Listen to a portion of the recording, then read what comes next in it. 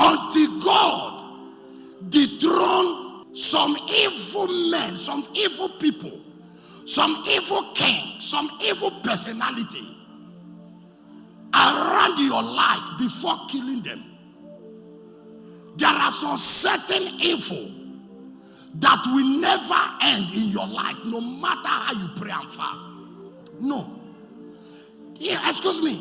That a wicked man die does not mean that the evil that the man has introduced on earth will end.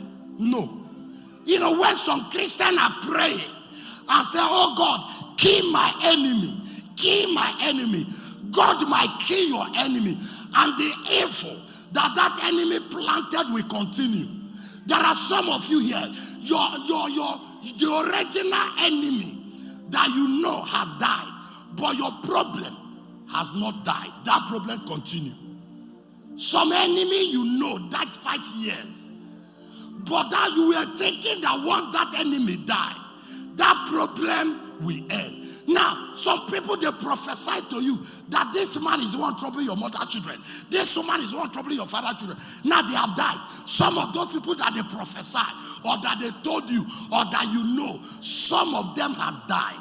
But the problem that they introduce, those problems that you are still seeing in your life, is still existing. Even some of them are some of the problems are multiplying.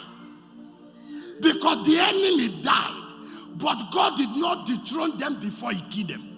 Anytime God wants to make an enemy lose his power, lose his influence, lose his authority, lose his dominion, he will dethrone them before he killing them. When men die, before evil men die, they have ability to transfer their power to another person. In case you want to hear me, spiritual personality doesn't die. Spiritual personality, if genuinely they have that spiritual power, they have the ability. Once they get the sign that they are about to die, they will transfer it into somebody before they die. That is why there are some works that are still existing. It's not because those works are from God, but men continue that work in the same dimension, because those men that has that dynamic power, they were creating the sense that prayer or fire have started hitting them. They started seeing that they are already getting injured.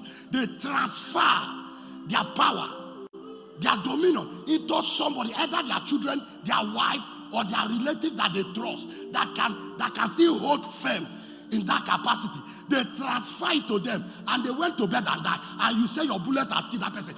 Watch, if that person was not dethroned before he died, you will see another person you never believed. That is why some of you now, the enemy fighting you is not the enemy you know.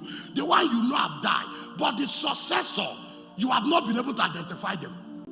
So anytime God wants to end some evil in some people's life, he will dethrone men that are manifesting the power of that evil before killing them. Don't take God to kill your enemy without destroying them. Destroying him means detriment that incapacitate a man, make a man to be incapable. When you destroy a man, he will lose his influence. When you destroy a man, now when a man is dethroned, he don't have power to transfer authority or to choose who is the next. When a man is dethroned, he will lose the authority he has to bring a successor.